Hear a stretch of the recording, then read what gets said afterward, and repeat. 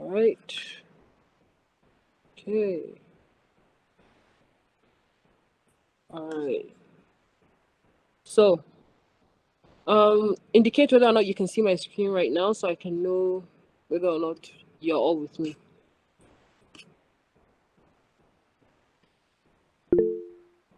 Okay. Remember says she can see it. Anyone else? Is she the only one? Okay. Right. So I should conclude that everybody else. Okay. Yeah, so everyone can see my screen. So this is what Photoshop looks like, but this I am working on a project, so ignore that. Open up your Photoshop, and then you should have a screen. You should have something bigger than this. This should be what should occupy. This is what will occupy. Something like this is what will occupy your screen. So just for so that we can all start together and save. So I'm launching Photoshop. So this is what your screen should look like. You have your base. It looks just like Illustrator. That's the beauty of Adobe. The Adobe suite. Everything kind of looks the same. So you are not lost whenever you open up um a new application. So everyone is still with me, right? Just making sure.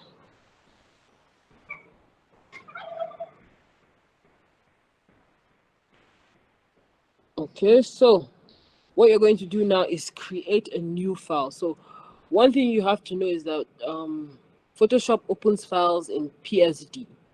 So any file you've seen before that has .psd to it is a Photoshop file. Okay, it can open PDF, CR2. CR2 is a photography file. It can open up PNG, JPEG, and all those other files. So, what first things first, we're going to create. You're going to go to create new, and then you would have a dialog box, something like this pop up. It might be it might be different from everybody else's, but it's still the same concept. Okay, you give your name. You give it a name. So I'm naming mine Photoshop Basic. Here it says custom, which you should not worry about. Just like Illustrator, your width and your height in pixels. Very much advised. The resolution, so this is how clear your picture is. So when you see pixels per inch, that's your PPI, pixels per inch. I prefer to work at the highest, which is 300, because it works best for me, and my pictures always come out clear. At the side here, you can see is the image size. So whenever the beauty of Photoshop is that it always tells you the size of your image whenever you're creating. So the larger your file size is, so if we go to about 3000 by 3000, you can see my file is up to 51 MB. That is at 300 pixels per inch. But if I brought this down to 72 pixels, ooh, that wasn't supposed to happen. But moving on. Okay, yeah. So where was I? Yeah. So pixels per inch. So at 72, still gave me the same. Still gave me the same, but it won't be as clear. All right. Still gave me the same, but it's not as clear. So I usually stick to the same thing on almost every file I am creating. I tend to keep it at 500 by 500, 1.4 MB at 300 pixels per inch. So let's go Photoshop Basic. Okay. So you press OK and you have opened it up. So as you can see, it is much smaller. So when you look at this what you see on my screen is what Photoshop usually looks like when you open it straight off the bat. Some of you will not have artboard, which is normal. It's just that's the way I set it up. I'll also be showing you how to create a file from inside a file. So for example, now I've created this and I want to create another file. Same process. New you go to file, you go to new, pixels per inch, same custom. So some of you would have this. So you would see where it says artboard. You can easily uncheck that and then you'll be fine. So, and also the also Photoshop has color modes like I discussed when I was taking Illustrator, RGB, CMYK. Okay, background white, black, or transparent. Don't bother yourself with that because you can always delete the background. So I always leave it at white. So if I create, if you pay attention, there's a difference between my layers panel. So this is what you call a layers panel. Everything Photoshop is a layer based application. Okay, everything you put is on its own individual layer. So here there's no artboard, so everything is on one layer. But if you go to my previous file, you can see that it has artboard. So this is people use artboards when you're doing maybe UI UX, so user interface or user experience design. So you design maybe your website on one artboard, you design the tablet view on another artboard, design the phone view on another artboard, things like that. So I'm going to close up my Photoshop's basics, so the one with the artboard. Don't save, and just work straight from the one without the artboard, because I feel like this is what all of you will be seeing. All right. Indicate, are you guys still with me? Indicate whether or not you're still with me so I know that we're all together.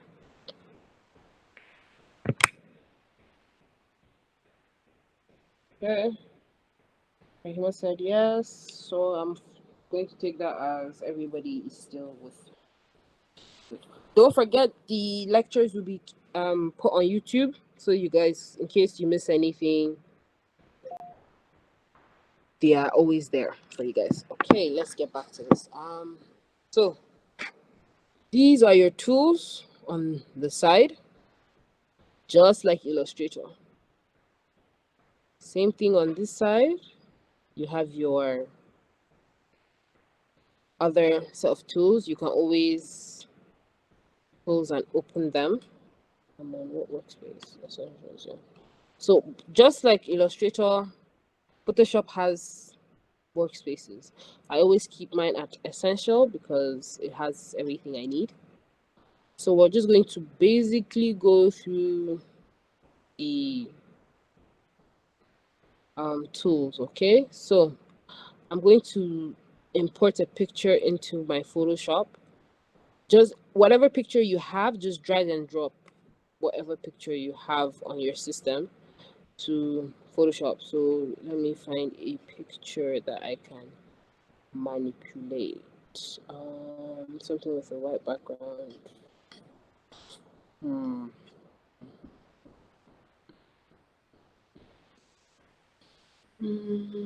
Okay. So let's see.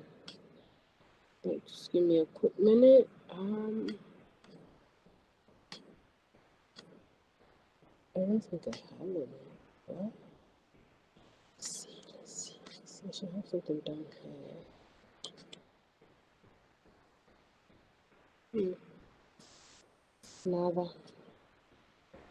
Okay, so I'll just use one of these guys. So let's just pick this girl. So I'm dragging. So whenever you have a picture, you just drag and put it on. So one thing with Photoshop is you always have to pay attention to your options bar. This and this. So what you're doing, once you import something, these usually come out. So if you press the tick or you press your enter key, it keeps what you've just brought in. But if, for example, you do not press the enter key and you press the other one, which I want to demonstrate now.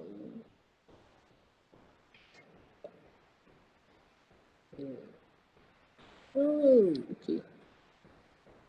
So they might have a few issues because my system is full. Either way, whatever. Okay, good.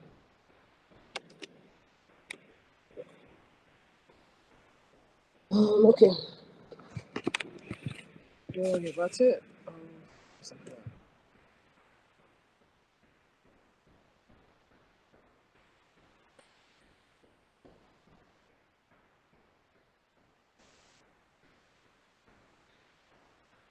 So just give me a minute. I just have to clear out my.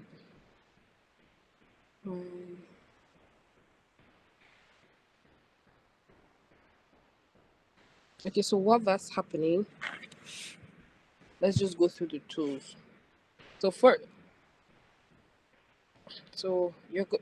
you're going to have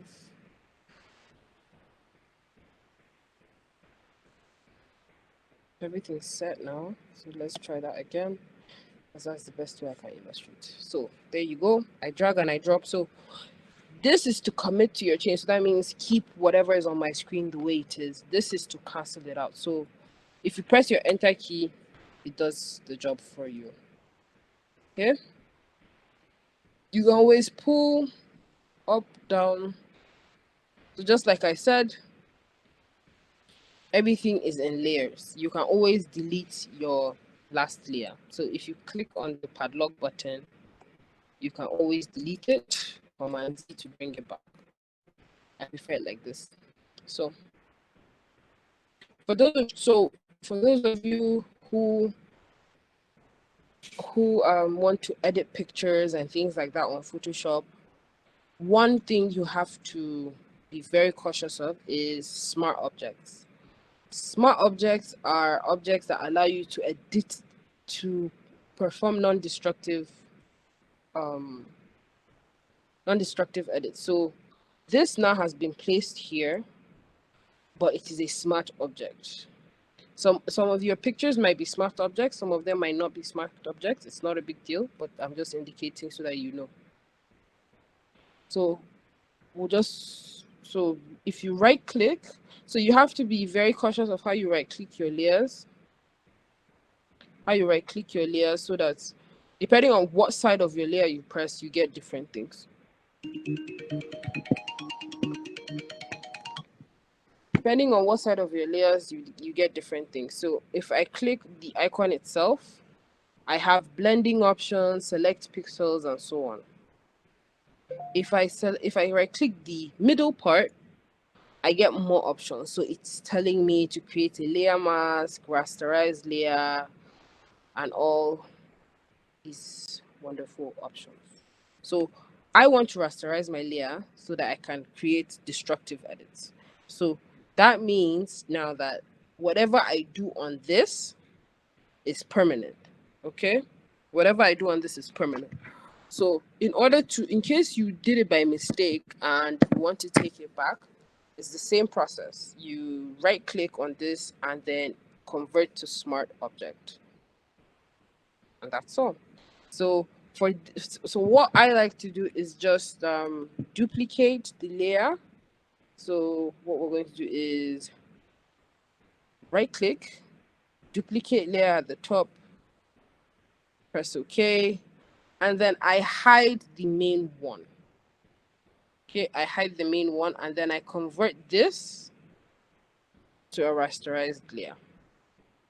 Okay, so that I can now make my destructive edits and always have the original as backup.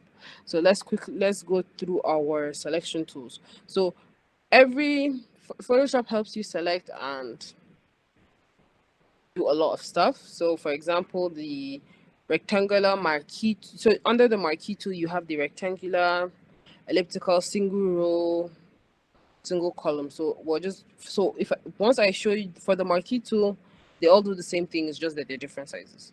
So for this rectangular marquee tool, I can select, make a selection, make sure you select the layer you want to affect, and then if I press, for example, delete, it deletes that layer.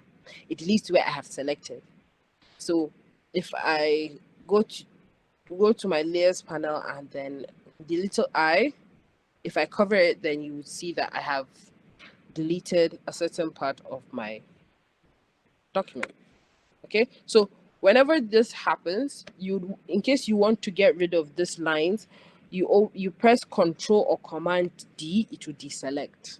Okay, so now I want to undo this, so it is Control Z, Command Z, Command Z, just Command Z till everything's okay. So I'm going to deselect my, so that's what the marquee tool is for, and also you can use it to do content aware. Okay, what is, so for example, I'm selecting, if you right click and you say transform selection. Okay, no, sorry, that's not what I wanted to do. What I wanted to do was, okay, here, this is for something else. Okay, wait, I'll show that later. But so that's what it's usually used for. So for example, if I wanted to take out this, select it, make sure I'm on the right layer. So I want to go to my topmost layer, and if I press delete, it takes it out. The main reason you can see a white is because of my background is still there. So if, for example, I deleted my background, you would see nothing. Okay, I'm bringing back my background, and so that's a form of taking things out. If you don't want something, you just select it with the marquee tool and you take it out. Same thing for your lasso tool. Lasso tool helps you make more. So the first three tools generally are the selection tool, so you'll be able to delete and do whatever you want to do. The same thing for this, you kind of just go round and follow it. So if you want to make a more detailed selection of what you want to take out, all right, I'm using my mouse, so I'm just trying to make a selection. I'm not trying to be like, I'm trying to show you guys. So now I've made the selection. I've selected my layer, and if I press delete, it takes it out. Okay? So that's what these things are for. So you just simply just take things out or put things in or drag things and place them where you want them to be. Okay, so for the lasso tool now, you have a bit more selections. So for example, if I want to fill, it will ask me what do I want it to do. So let's do a more realistic approach to this. So I'm taking my lasso tool and I'm coming in and selecting this plastic here. So I'm trying to get rid of this plastic. I could have easily used the rectangular marquee tool and just said delete it and move it on.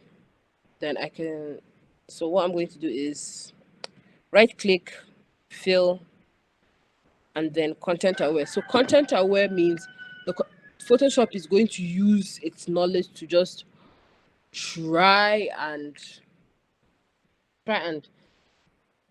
deduce what I want to happen. So if I press OK, bam. So it has just used its intelligence to just know that, okay, I'm trying to get rid of that. How do they get rid of it? So I'm going to take whatever is around and just kind of cover it. So you can see it did not do a good job. I will show you a tool to make it better. So let's just move on to the next selection. So same thing for the polygonal lasso. So the lasso tool is the same thing. Make selections, okay? Make selections. For the magnet, you start and you just kind of just go with your mouse. I'm not clicking and dragging. It is just it's making the selections for me without me having to do much, okay? So I'm just going to go back. So it's done the selection, but I don't want it to make a selection. So so onto our next tool. Our next tool is the quick selection. So like I said, the first three tools are mainly for selection and getting rid of things. So for those who do beauty, for those who like to do image manipulation, your best friends are the first three tools, because you're going to do a lot of selection and getting rid of and putting back and things like that. Okay, so for this one now, it makes selection very easy. So let's do that again. So now I'm using the quick selection, if I am correct. Yes, I'm using the quick selection. So now I've selected, so it's picking everything within the same color. So now I've clicked a second area and it has picked everything that is yellow. So if you look closely, it picked only the yellow, it didn't pick the red. It picked a little bit of the shadow, which I don't mind. So that quick selection just makes it easier for you to select things that are of the same color. For the magic wand, it's making, without you having to select or do anything, it's doing your thinking for you. So for this now, it is being more particular about the color it's picking. So if I deselect and I pick red, so it's picking the red that it thinks I want. So if I'm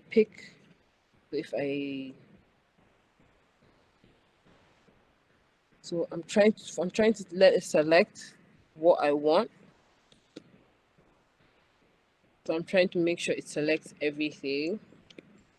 I'm telling it to add these pixels and things like that. So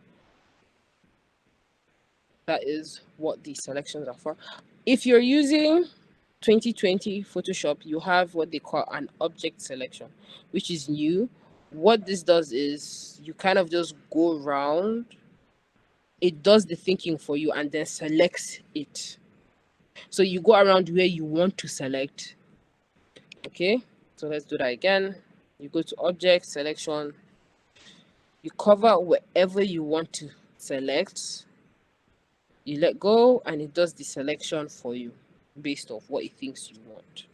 So those are the first three tools done. Next is your crop. So everybody, you all know what this is. You use it to crop pictures, reshape pictures. Anyone who has a camera or anybody who takes pictures knows what this is. You drag, you pull in, you press enter, it has cropped it. Good thing, Command Z, you just like now I haven't deselected, so Photoshop still thinks I still want to work on this. That's why you have to deselect, Command on Control or Control D. Okay, so that's your cropping tool. That's your cropping tool. It's basic, it's easy, there's nothing complicated about it. So your frame tool. So your frame tool now is you creating a shape. So for those who design flyers and you want to place pictures, your frame tool does, I think it will best be visualized with an example. So I have created a square frame and I want a picture to be inside this frame. So that's what the frame tool does. So what I'm going to do now is drag a picture from wherever and place it in. So it automatically has put the picture for me. The main reason is circle is because on my options bar, circle is selected. If I picked square now and did that again, and then dragged an image and put in, it would be square. So these are very good for people who design flyers and you want so many pictures and things like that. Frame tool is very helpful because you don't have to resize the image. Frame tool has already resized it for you. Okay. So Photoshop is mainly for photo manipulation. So for people who do photography, if you're into photography, Photoshop is your friend. If you are into flyers, Photoshop is your friend. If you're into photo manipulation, Photoshop is your friend. Okay? So there are things Photoshop is good at. So if you want to take away and put back things, Photoshop is your friend. Okay? I'm just going to delete all. delete this because I don't need it. Okay. Next is the eyedropper. So what it does is it just picks colors. So if you pay attention to my swatch, my colors panel over here, with each color I select, it changes on the colors panel. Okay. So that's usually what it's used for. So most people would select and then use a brush to just paint over. So if you want to paint over this, right, you pick a color right next to it, go to your brush tool, and then what you see on my screen now is the size of my brush, which is clearly too big. So you go over to your options panel, reduce the size, then Photoshop gives you brushes. So let me illustrate. This is a hard brush. That means there's no softness to it, there's nothing. Let's reduce.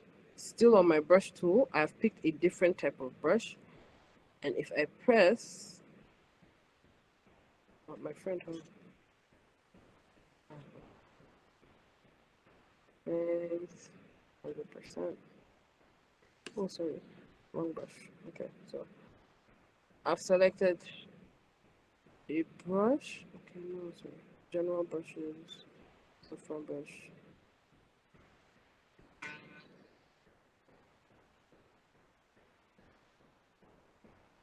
Selecting a different thing for me, which is fine. I'm just trying to.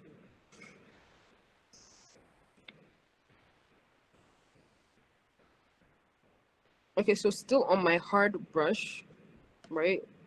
I can easily just put the hardness or the softness just says how hard the edges are. So now I have made a soft brush, okay? Soft round brush. So this is the same thing. So what you're going to do is you have to like keep going round and round and round to be able to get the hardness of this. And the edges of this will never be as harsh as this. So if, for example, I press my eyedropper, I select the color I want, go to my brush tool, I can come over here and paint over the areas I need painting, and looks as good as new. So this is one way of approaching image manipulation. So taking things out in images that I don't want. And then you have your pencil tool, which is for drawing. You have your color replacement tool. This is not really all that because you need a different type of picture, which I don't have to illustrate that. You have your mixer brush. So this is for people who do a lot of beauty. So if you look at what I'm doing here, it's like a mop. So I'm taking from the light and putting into the dark. Let me zoom in so you guys can actually see what I'm talking about.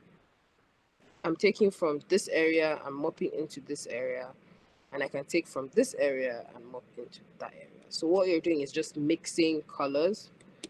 It's very good for people who do beauty because you can blend your highlights into your contours and your contours into your highlights and things. And then we have our clone stamp. So what this is, it just copies um it copies the things around. So for example, now if I went back to our original picture, this one, and I copied it again and I rasterized it again. Okay, so the clone stamp tool now. So I'm going to reduce my brush size. So what you're doing is you're selecting what the clone stamp is. It takes from one area and puts onto another area. Using your option tool, you'll see the icon on the brush changes to this. You select, that means you're selecting the sample. When I let go, it goes into the normal brush and I can paint. So you see it's picking off where the plus sign is, means that's where it's picking from. All right. it's speaking from that. So as I keep going, it's speaking from what was on those areas.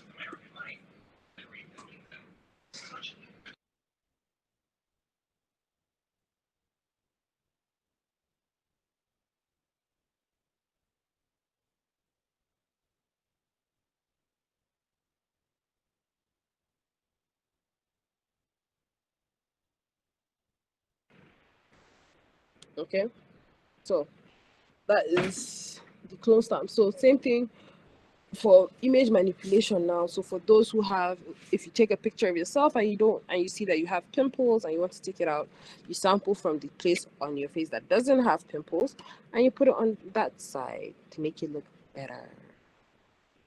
Never believe what you see on the internet. Moral story.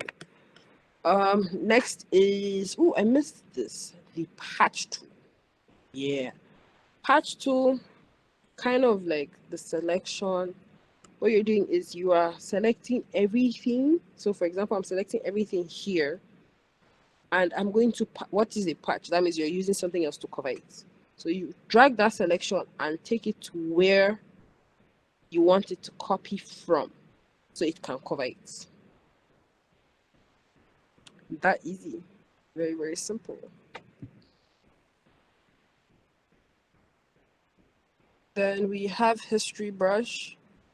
History brush is usually used, let me see. No, very good. You kind of just have to select.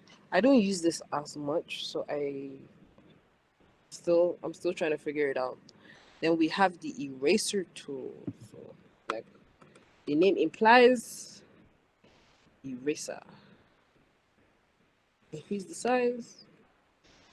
Just kind of, it works a lot with brushes though. Eraser tool, kind of just like trying to clean. Oh, sorry, I still have my selection on, so I'm going to deselect. So as you can see, it is taking away the background of my picture. All that gone. So you can use it to take out anything you want. So I'm erasing. The main reason there's another, you can see another picture is because I have pictures underneath. So let's use one picture. Let's like, okay, there we go. We're good. That kind of just went back a lot. So I'm going to select my main layer where I have these things. I'm taking my paintbrush and I'm just going to paint over it to get rid of it. Okay, that's simple. That's it. So whenever you want to get rid of something like a background and leave the base subject. Most times I would say do not use these two. Do not use eraser unless you have to because that's what your selection tools are for. Then you have your gradient tool. So selecting, I'm using my background. So when you drag to a certain point, it just brings in, because of the color that was selected, which was the orange, that's what it's doing. So now I can change my position, the position of my gradients, up, down, top, side, side, side, and side. Okay. You have your smudge tool. These are mainly used for pictures. So you use it to smudge things off. So these are very good for, my picture is not focused, so it won't even make a difference. But you know what a smudge is, so you just kind of do that. Blur tool is the name. My picture is not sharp, so it's not even going to like make a major difference. But I take that back. So there you go. It is blurring out the whole picture. So you can see. So if you want to have those pictures whereby the back is blurred out and the main person is in focus, this is the tool for you. Then we now have dodge and burn. Dodge and burn, you dodge is brightening, then burn is to darken. So if I select the dodge tool and I select certain area, all of a sudden my picture is much brighter because of the size of my brush. My brush is at 9,000. So if I brought to look at the areas I paint, I am making my image brighter. than it was.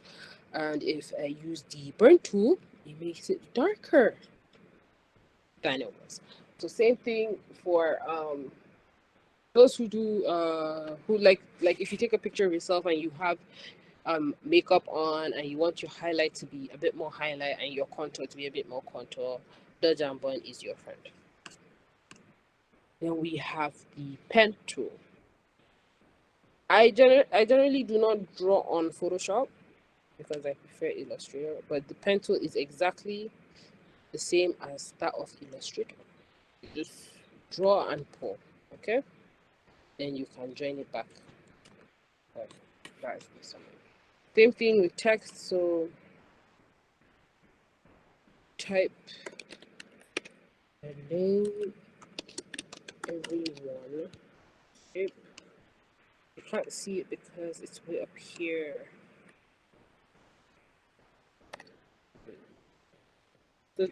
Your font might be different from mine because I have a lot of fonts on my system. So I'm going to select it and change the color. So I keep on emphasizing this. Your options bar in Photoshop is your best friend. You can do a lot of things and manipulate a lot of things. Each tool using the options bar, because the options bar here changes depending on what tool you have. And don't forget to always, so like I said, I'm making a selection and you see these two tools always come up. X is to not commit to what you're doing, and the tick is to commit to what you're doing. Okay. Then we have our direct selection tool. Same thing as Illustrator. Focuses on the anchor points that are being used. Okay. Then we have our shape tool to draw shapes. Okay. So the main reason all the colors are this way is because I selected a color. I use the eyedropper to select a color, and everything I am doing is based off of that color. Okay. Unlike, and same thing as Illustrator, you have your options bar again. Your fill, same thing, is the inside. Your stroke is the outside. Okay. You can manipulate your height and your width if you want to.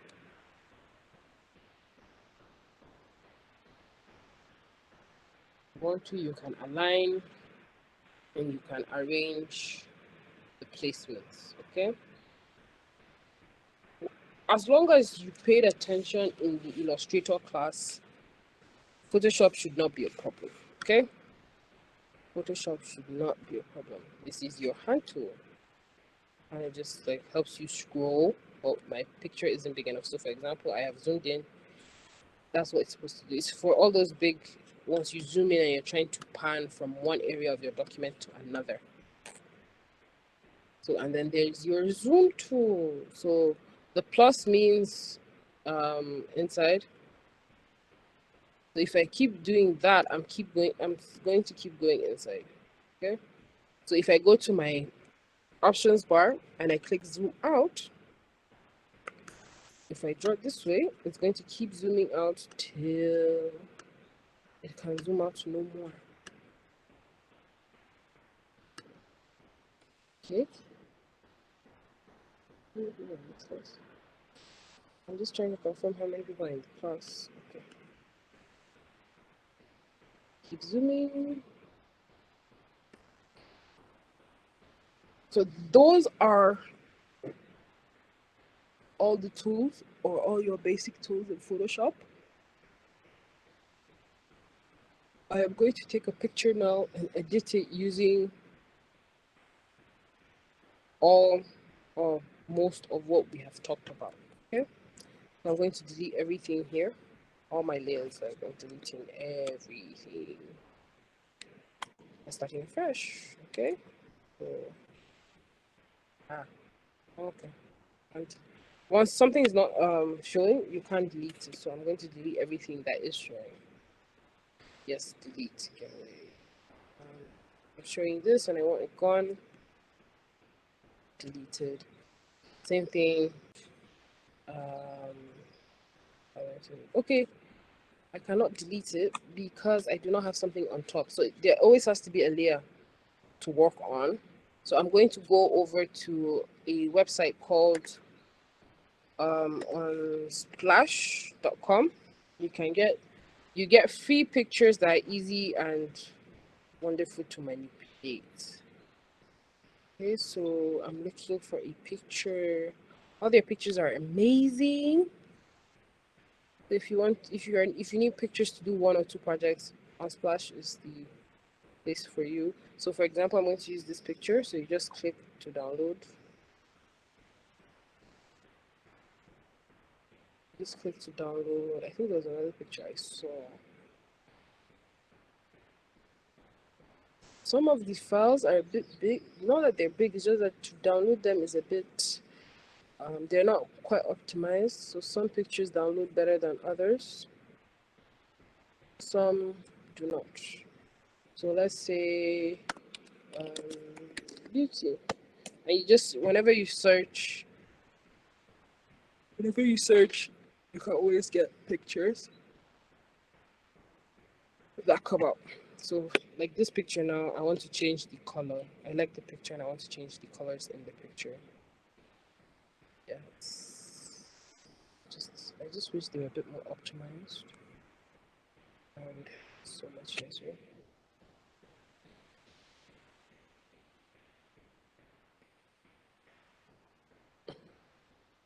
So while I wait for my files to download,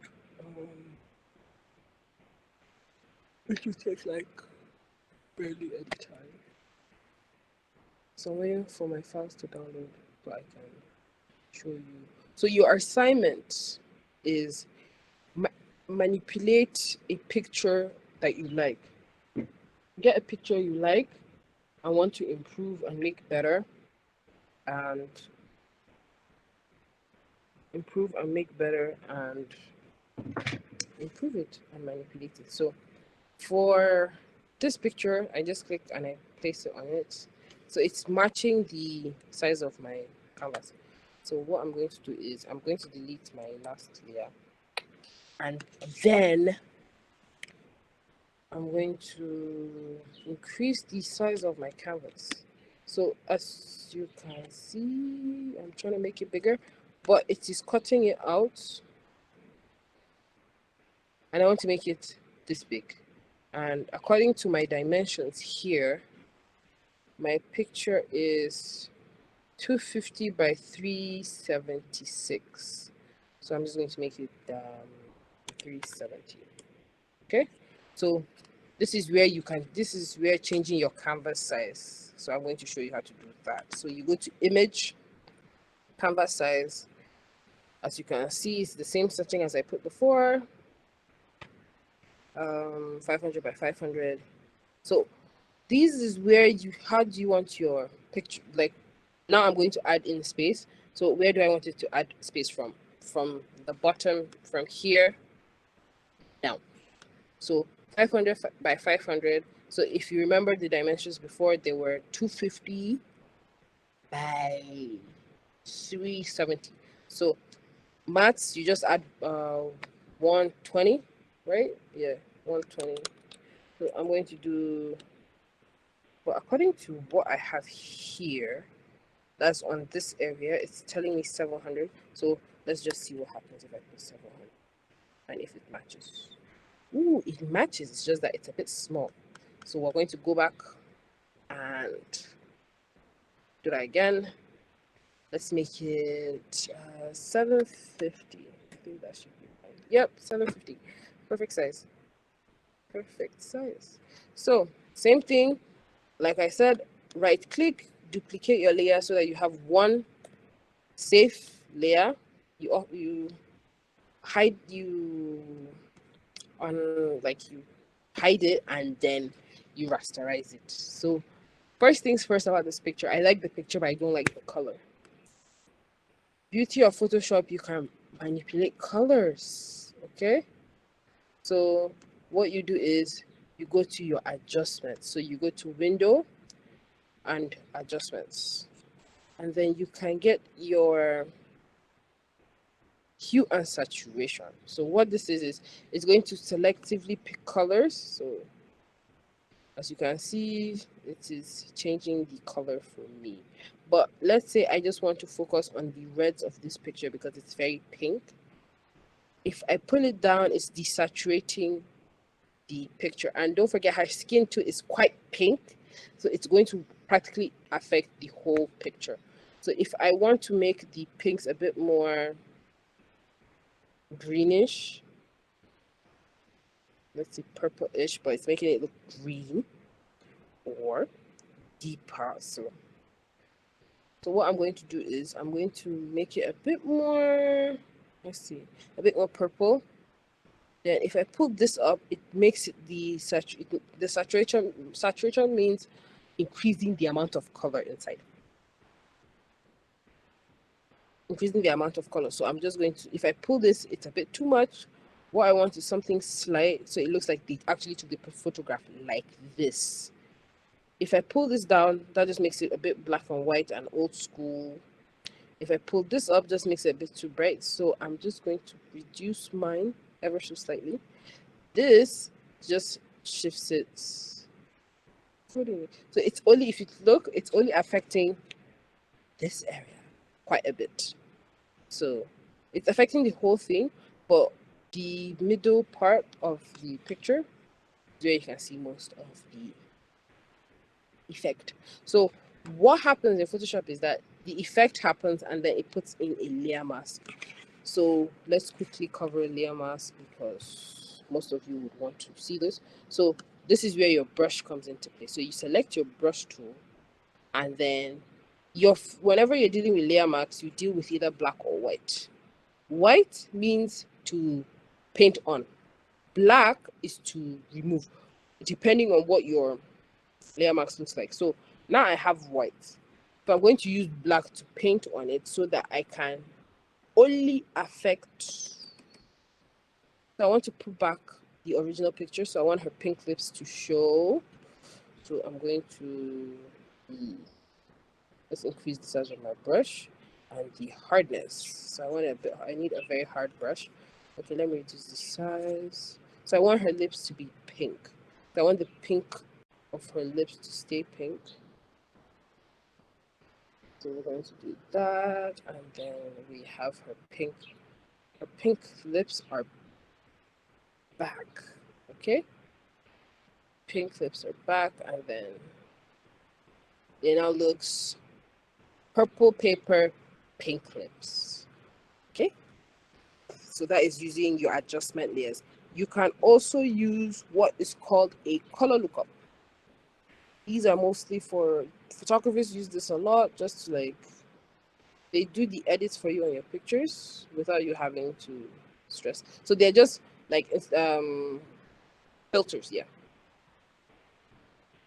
So you can put any picture you like.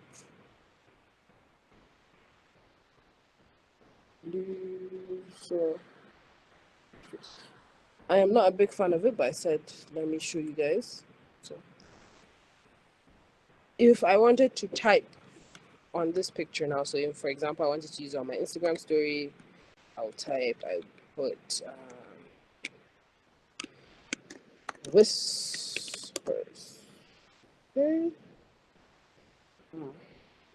So I click it and I drag, put it at the top or at the bottom. I make it at the bottom. Whispers. So this could be like a book cover.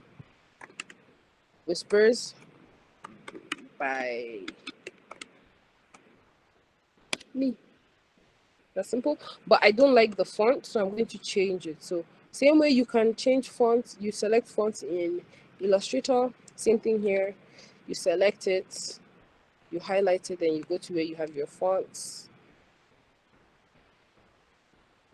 I have a lot of fonts, so it takes a while for it to load. So let me see. No, I prefer, yeah, this one. And I want it to be lighter and italic. Okay, and I want it to be smaller than it is. Okay, I don't want it italic anymore. I just want it extra light. Then I am okay with my edit. Then I go to the move tool. I go to the move tool and I just place it. So now this just looks like I made a book cover. Halas, it's that easy with a little bit of edits and everything is right as rain. So this is basic editing, my basic manipulation 101. And then let's say now I want to edit this woman's picture. So for example, let's just say I want to create, so I don't want to put it inside this file. So I'm going to hover it above Photoshop and it will put it in a different, it will create a file for itself. So it's going to create a document for it by itself. So for example, now this is for the editors. So those who like to do pictures, who like to edit pictures. So for example, I want her cheeks to be a bit more like pungent. So I'm going to go to my burn tool, increase the size of my brush, make the exposure lower, and then if I brush over it, you can see I intensified.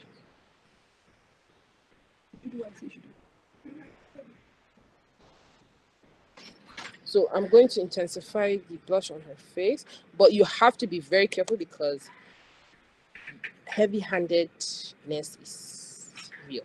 So let's say I don't want it to be, let's bring it up a bit. So it's, let's see. Ah, yes.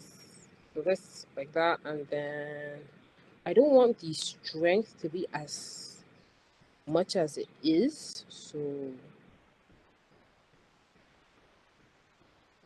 you're just going to slightly brush over the cheeks. So this is me working on midtones. And oh, makes sense. So I'm going to reduce it. I'm taking it back. Okay, so let's say I just want to work with highlights. So you can pick what part. So you see, depending on where you press, it does something else. That's on highlights. What if I was working with shadows? So it now makes it, it's picking more of the color around it just to make it a bit more pretty. So for those who want to maybe intensify the blush a bit, just press slightly. Then maybe if I wanted to affect her lips and make the color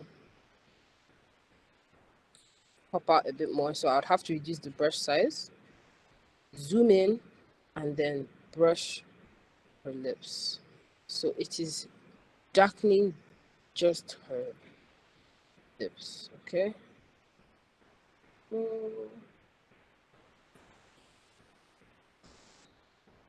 we've just kind of just intensified the lip color, as you can see.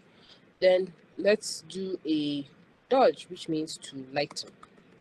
So I want to lighten her eyes a bit, so it just comes out a bit more. Then, okay, her eyebrows are a bit too light for me, so I'm dodging that. So I'm going to have to increase the size of my brush so I do not something crazy. So I'm tapping to intensify the hairs on her, just ever so slightly. But then I want to boost up her highlights on her face. But now this is too white, which is not proper. So I'm going to the shadows again. So it is picking from the color that is on her face already. Okay. So just highlighting. Then maybe her hair. Maybe I want to darken her hair just a bit. Same thing, you go to your burn, increase the size, and just brush it over her hair.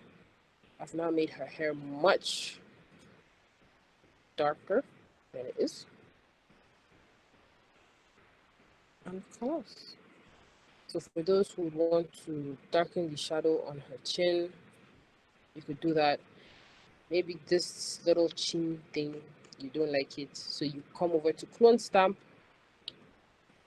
So where do I want to pick from? I want to pick from the bottom here. I'll select here and just kind of brush over. But now it's weird. So I have to go back and then select from the top because the shadows come from there and I kind of have to cover it. Then I can go in with my dodge.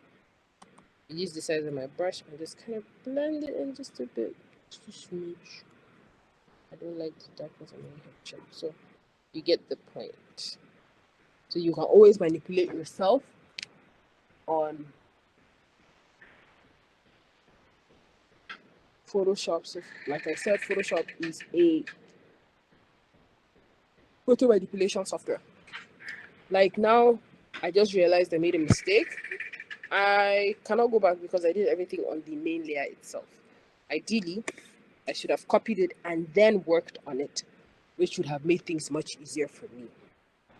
So with that, I wrap up today's class. So your assignment is to take a picture and two different pictures using adjustments and layer mask to change colors and make selections. So, and make selections. So for example, if I was going to do that on this picture, I would take my lasso tool, and like this is a bit too much for me, and let's say I want it to fill with color. I pick that color, cover it. Okay, it has taken out that color for me, and I am good to go. I've cut it out just a bit, and I'm okay with it. So using all the techniques I've showed you in this class, select two pictures of your liking and edit them using the techniques I've showed you. So with that, I wrap up today's class. It was lovely teaching all of you and showing you guys how to do the basics of Photoshop. So see you guys in the next one. Goodbye. Thank you. See you guys next class.